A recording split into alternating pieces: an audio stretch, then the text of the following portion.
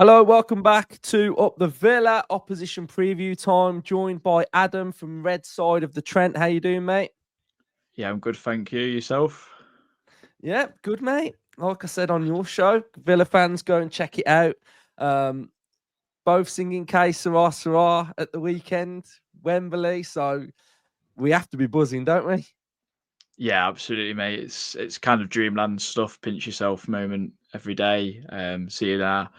Seeing little old Forest in the top three, which is weird. Never mind top five or whatever it is. It's and then the FA Cup semi final for the first time in a long time. It's kind of a bit bewildering, to be honest. It's uncharted territory for myself. In this sense, the older generation used to go Wembley all the time and talk about it, and you go, well, we've got nothing really until we got promoted.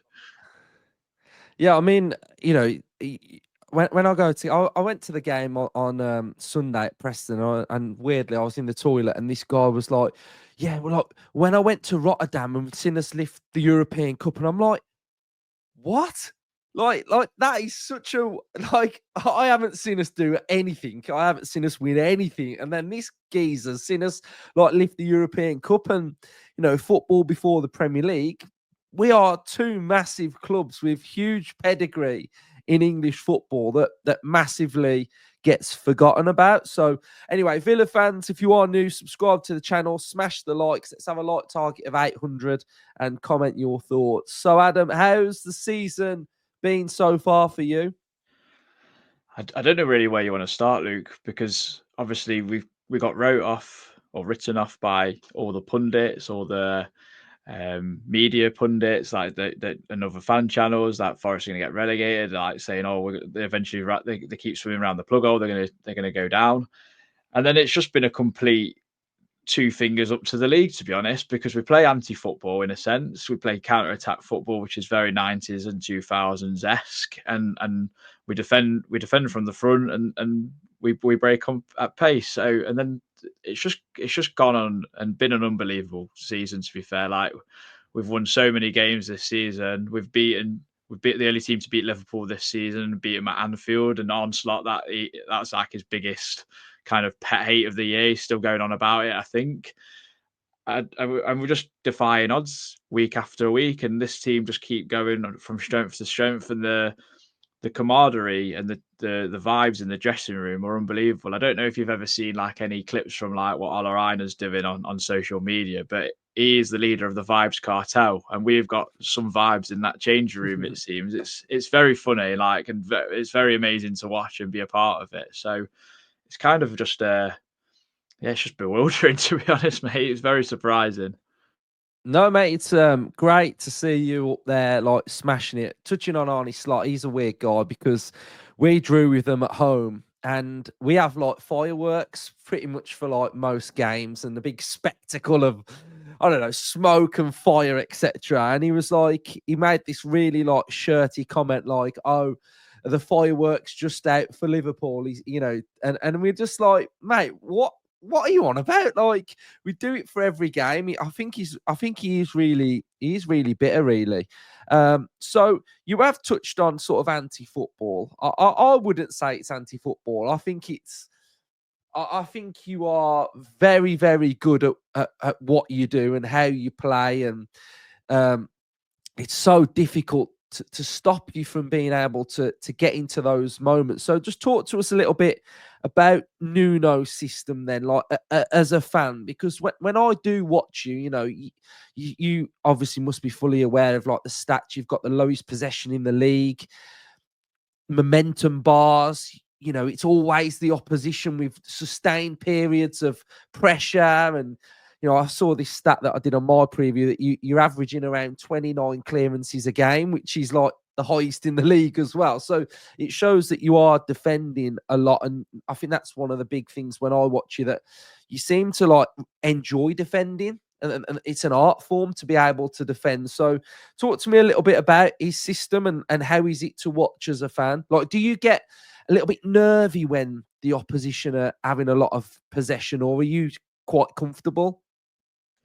So to take it back from the start. So if you watch us from like a a nerd football point of view, and I've said this loads of times, because our system is set up to basically trap teams. So we're inviting pressure because we know there's a trigger point for a press. We know if there's a bad touch, someone's going to then basically trigger the press, and we go and we try and win the ball back up quite high up the pitch, and then before you know it, 1-2 passes and we're in on goal kind of thing. So we're very direct in that sense. But I think we are just set up to lure teams into where we want you to go. Like, we will trap inside, we'll trap outside, and then suddenly there's a swarm of red shirts or light blue shirts, as it's been so much this season, that I don't think teams really give us enough credit, and I don't think pundits give us enough credit, because all they see is, oh, Forest have had less possession. I think I saw a stat on Sky Sports: we've won 11 games this season with 40% or less possession, which must be some sort of record, right?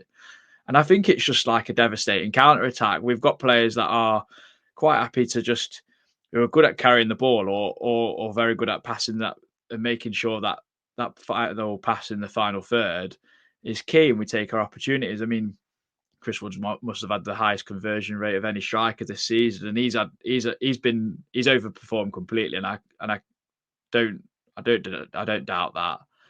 He's been superb, and I think just it's weird because obviously the rest of the league want to play out through the back, and we kind of don't do that. But if you allow us to, we will do that as well, because we have got players there capable of unlocking the door. Like Murillo from the back really starts a lot of our attacks because of his wonder of the left foot. He can do diagonal passes. He can pass through the middle of the park into players like Anderson or Gibbs White.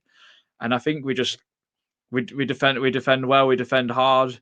Ever we get men behind the ball, and we ask teams to try and break us down, and not a lot of teams do, quite fortunately. And to answer your other question about, do I get nervous? Not really. I used to get really, really nervous at the start of the season. I was getting nervous because I wasn't sure how we was going to be. And then we've obviously added Nikola Milenkovic, and I think he's just added so much calm to our back line and our team, because he's a man mountain and he's a leader, but he's also got that element of being able to put his foot on the ball and make a pass as well. He doesn't just hoof it clear sort of thing, but we're quite happy to do that. We see a lot of teams this season. I don't know if you've seen it as well, Luke. Like teams like Ipswich trying to play out through the back, and they haven't got players to do that, and then they end up giving it away on their goal line, concede a goal. And we're quite happy that if the ball's there to be cleared and there's no pass on, just get rid of it. Safety first. We're very much a throwback this season. And I think teams have forgotten about that. I think that, like you say, the art of defending has completely gone out of the game, because you get fullbacks that want to charge forward, you want centre halves that charge forward, and even goalkeepers to an extent start an attack. So, yeah, we're very much a head it and kick it kind of team, but with a purpose. Yeah, who's been your best player then when you're watching? I've got one player. I'll get onto him in a bit. I'll ask you about him, unless you say it's this player right now. So who's your best player? Like who do you enjoy watching? I think if there's two, because I think because we defend so much, you can't not say Murillo or Milenkovic. But then I think attacking wise, I can't not say Morgan Gibbs White, because of what he epitomises as a pro and as a person. To be honest, I think Gibbs White's is a number 10, but he can play centre midfield if he wanted to. He's got that nasty streak in him. He loves a tackle. He fights for absolutely everything. For such a small guy as well, he wins so many headers. He's scored quite a few headers actually this season for us. But he's someone that can lead by example, by his actions and how he fights for absolutely everything.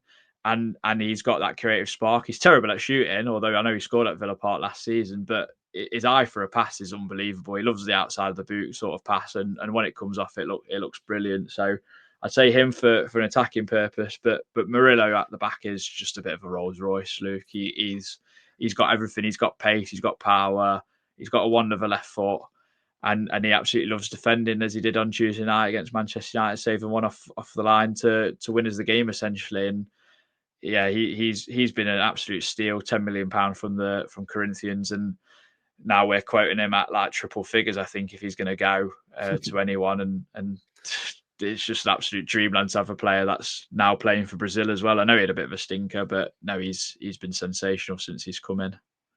Yeah, most people on my channel know that I love Gibbs White. I think he's brilliant. I think he gets around the pitch really well. I love his endeavour. I love his work ethic. One thing I've spotted that he's really good at for you guys is he plants himself on a central midfielder, doesn't he? When you sort of break, he's always on that central midfielder, and he's able to like turn and drive. So yeah, I think he's absolutely brilliant. How's Moreno doing? I know he started the season pretty well for you guys, and he seems to have come out of favour now. So how would you sort of like evaluate his loan spell? So at the start, like Man United, I think he played Liverpool away, actually, should I say? And he was excellent. I mean, he pocketed Mo Salah in that game. He was brilliant for a debut. Him and Ward-Prowse especially were really good in that game. And then Ward-Prowse, I don't know what happened to him after he got sent off at Chelsea. He just kind of went on a bit of a downhill. But in December, when we were coming up to play you guys, we knew that obviously Moreno can't play. So we played Nico Williams at fullback against Man United, I believe, to get him some match sharpness. And I can't remember someone else. It might have been Ipswich or someone like that. I can't quite remember. And Nico Williams put in two unbelievable performances. Then played Villa and played really well in that game. And then Alex Moreno just really struggled to get back in the side. And Nico Williams basically took that left back spot for himself. And unfortunately, Alex Moreno's really struggled to get back in the side since. But I think what I've liked about him is he's never really looked like he's sulked or anything about it. He's played in the cup competitions and he's done okay. Sometimes he's not been great against Exeter. He had a bit of a stinker. Probably should have conceded a penalty in that game, to be honest. But I think the way that he's interacted with the fans, he does like the fist pumps if we win. Like he kind of got forced into that role as a bit of a cheerleader in that sense. But I really like him. I think he's a good player. Come on Tuesday night when we had to make a change, and I thought he was really good. It looked like he hadn't been away, to be honest, in that game against Man United. I thought he got forward really well and defended really well, and I've enjoyed having him with us. But I don't know if I'd make it permanent or not. It's just it's a tough one to assess, really, especially with his age as well. Yeah, it's good to hear that he's doing pretty well then for you. So FA Cup then could meet in the final. How are you feeling about that? I mean, how on earth you've managed to win 3 penalty shootouts? That's quite remarkable, you know.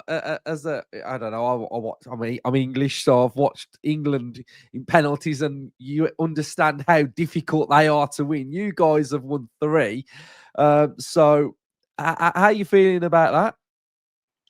I mean, I wish we'd just especially the Exeter game. Why didn't we just go through as normal? Ipswich game as well, because then we played them like 2 weeks later and obliterated them within about a 6 minute period. I was like, why have we just not? We've just made it so difficult for ourselves. Like Brighton, you can kind of forgive because there was in good form. To be fair, before both of us have played them, we've kind of like killed all their hopes and dreams in the space of 3 days, which is quite funny in a sense.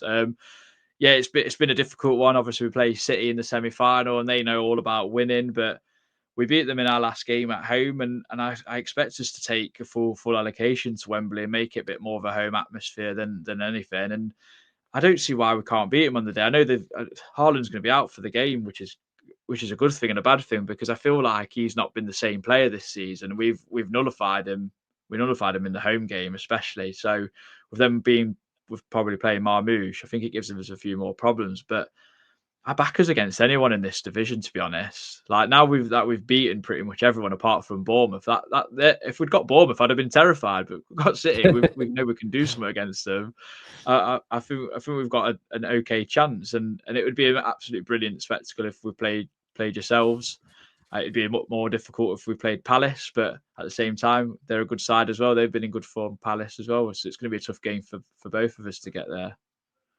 Yeah, well, hopefully we both get to the final then, and it's a showdown, and we can chat again and preview that game. Which I don't know how I'd preview that. I think I'd be bricking it. To be fair, you know, it's in an FA Cup final. You know, you want to win. So, what have your thoughts on Aston Villa been this season? It's been very like hit and miss, I think, for yourselves with balancing so many cup competitions. Like I was saying to you on our show, that it's like you'd not played a Premier League game till last night since like the 3rd of March, which is absolutely ridiculous with the scheduling and everything. So I think what I've tended to see is when you've played midweek Champions League, there's then been a bit of a drop off at the weekend in the Premier League. And I think it's just you guys adapting to that. And I think January you've played a blinder with what you've had. I mean, selling John Duran I thought was a risk, but then bringing in Marco Asensio, Daniel Malen and Marcus Rashford has been a bit of a stroke of genius. They've all made a massive impact, especially Asensio and Rashford.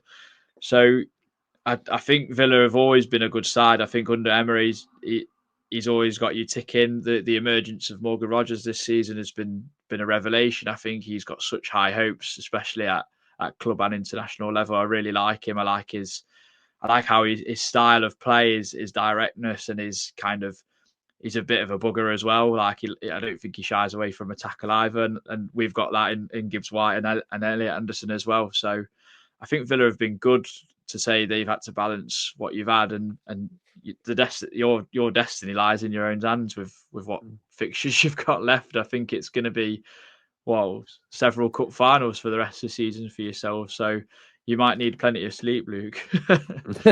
Well, we said this I said it in a group chat today that every game now is bigger than the last one. You know, it's like the next one's massive, the one next to that's massive, the one next, you know, it's just huge game after huge game. So, yeah, I guess that's the beauty of, you know, wanting to do well and being in all these competitions, really. So, how do you feel like the game's going to go at Villa Park? How do you see it mapping out? Have you got any injury news?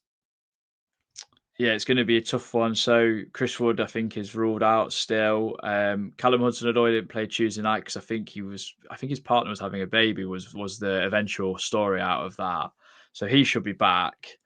So Tyrell Wundy's played the last two games and he'll start up front, I'd imagine. But Olorino went off. He's the big one that could be a missing because he went off with no challenge on Tuesday night with a calf, what we thought was a calf injury. No news has actually come out about that. What the severity of it is though.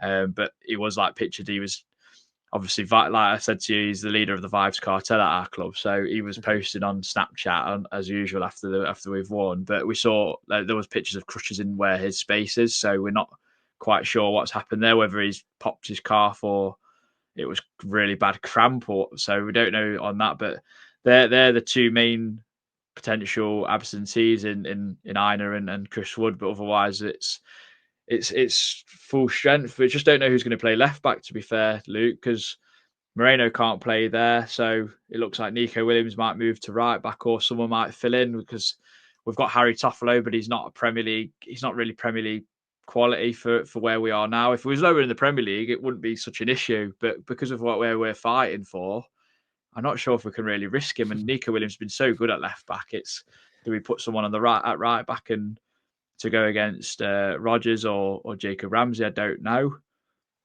It's going to be a really interesting lineup come whatever time it's going to come out, like 4 o'clock, 4:15. Who's going to play there? It could be Morata, it could be Murillo. I ain't got a clue, to be honest. That's our only biggest dilemma. Yeah. So the actual game plan then, is it going to be pretty much what we've seen all season, really?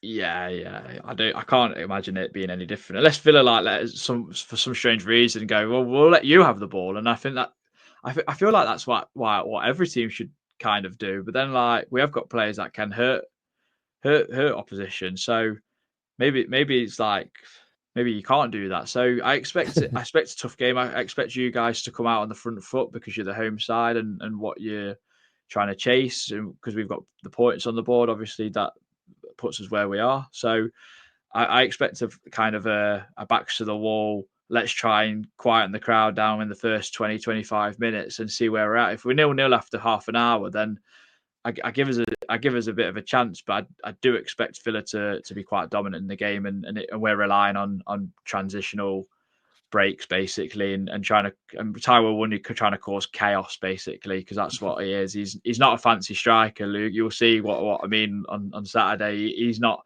the best finisher or the best person for a touch, but he's got this knack for being able to make a defender let the ball bounce, and then it's just chaos from there, sort of thing.